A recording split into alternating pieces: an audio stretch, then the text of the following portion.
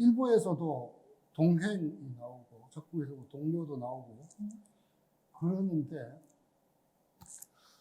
이 사람들이 정말 실제 하는 인물인가 아니면 이 주인공 우르의 의식 속에서 말하자면 자아가 두 개로 나뉘어져서 서로 하는 대화 같은 것인가 그런 의문들이 중간에 들었는데 그래서 이 보통 알터 에고라고 부르는 한 도플갱어의 모티브도 될 수 있고요.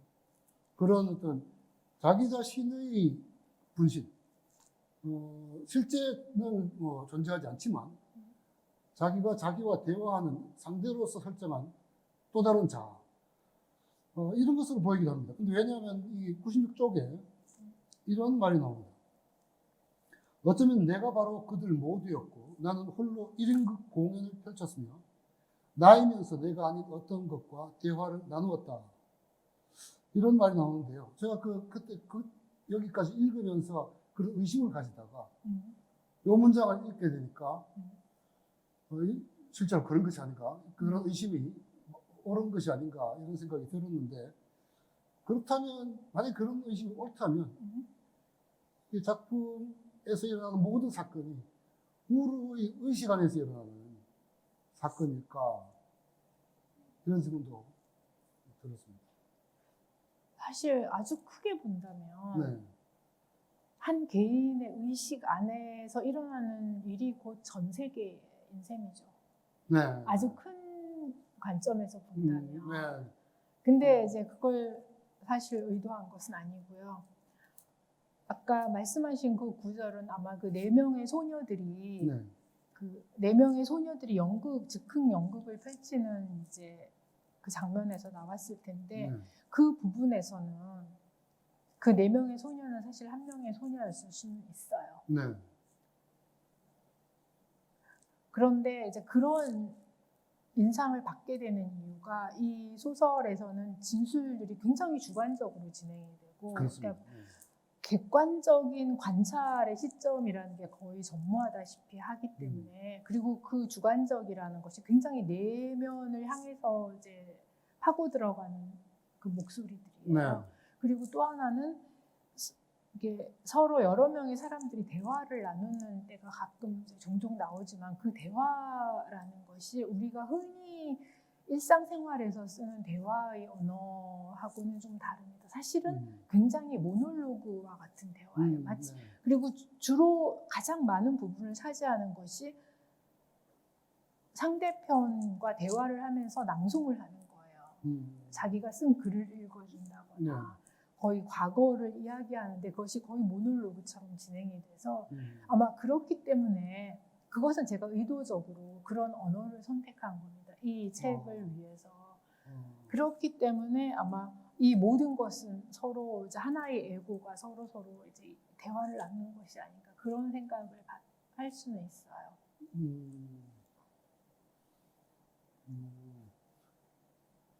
그러니까 만약에 이게 우루 자신의 자기와의 대화라고 한다면 그렇게 제시를 하지 않고 다른 인물이 있는 듯 없는 듯 그 존재론적인 확실성이랄까요? 이게 계속 의심이 드는 이런 인물을 제시를 하고 그 인물과 관계를 하는 대화하고 또 실제로 뭐 같이 움직이기도 하고 다른 사람들도 또 이 두 사람을 구별해서 말하고 무녀의 집에 갔을 때 동료가 나를 따로따로 이야기를 하잖아요. 네. 그리고 두 사람이 다른 어떤 운명을 가진 사람처럼 묘사를 하고 그렇게 묘사를 하면 얻을 수 있는 어떤 장점이 있을까요? 중요한 것은 장점이 아니고 그냥 언어 자체였어요. 이 글을 쓸 때 저에게는 가장 중요한 것이 이 소설은 언어로 이루어져야 되지 내용보다는 언어로 이루어져야 된다고 생각하고 그리고 그 4명의 소녀들을 부분을 제외한다면 사실은 이 서로 이렇게 타인과 이제 대화를 하거나 동행을 하거나 뭐 교류를 하거나 뭐 사랑에 빠지거나 갈등을 일으키는 것들은 다 실제 한 내용이거든요. 네. 네. 그러니까 단지 그것이 다른 언어로 표현되었을 뿐이에요. 언어가 달라지면 세계가 달라지잖아요. 네. 그런 그러니까 세계가 달라서 이렇게 표현된 게 아니라 그래서 아마 그런 인상을 받으셨을 것 같은데 마치 네. 전체가 하나의 알터 에고끼리의 내부에서만의 소통이라고. 근데 반드시 그렇진 않습니다.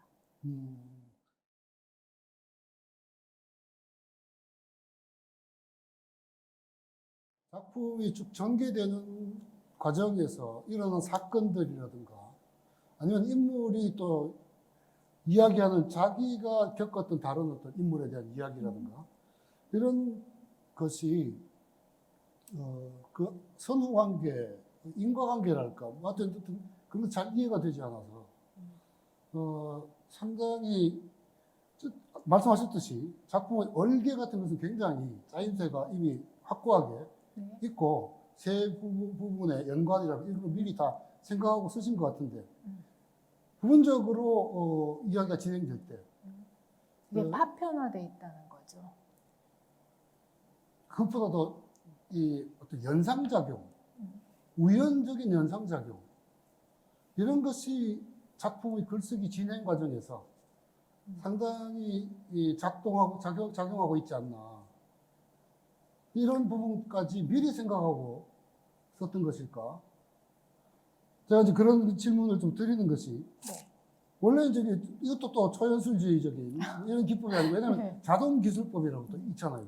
그죠? 자동기술법이라고 이 통제하는 자가 의식적으로 글쓰기의 진행 과정을 계획하고 통제하고 뭐 이러는 것이 아니라 언어가 스스로 말하게 한다. 이게 이제 초연술주의에서 자동기술법인데 그런 기술법이 부분적으로 작용을 하고 있지 않은가. 근데 저도 이제 말한 대로 급진적인 자동기술법은 아닌 것 같아요. 왜냐하면 구성들이 보이기 때문에.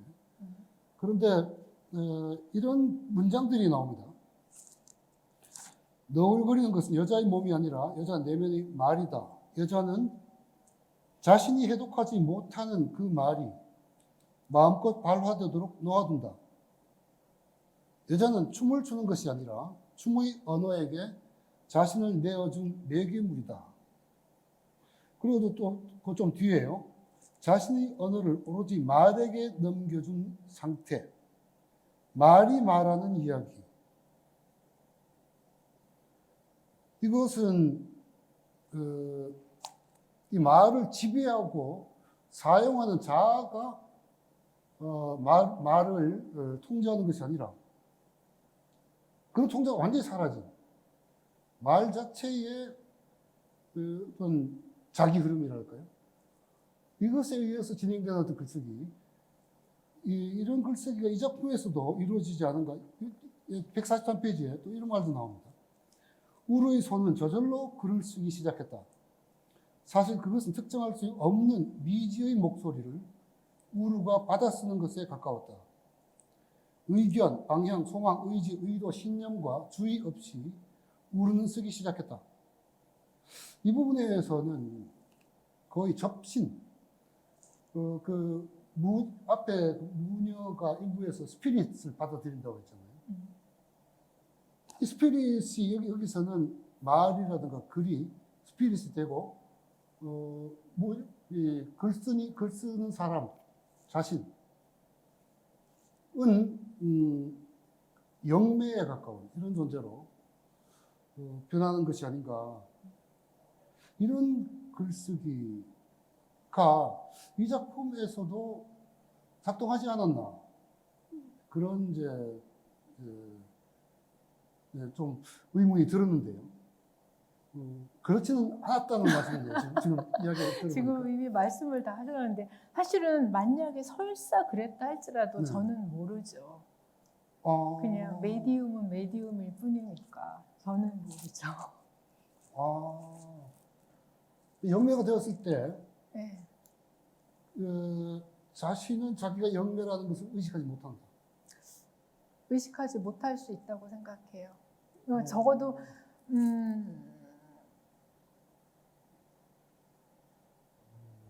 저는 그것을 의식하지 못했는데 읽는 사람이 그것을 느꼈다면 그렇다면 뭐 그럴 수도 있지 않을까. 하지만 그 정확히 그 접신의 단계와 그렇지 않은 단계의 구분을 저는 정확히 긋지는 못하겠어요.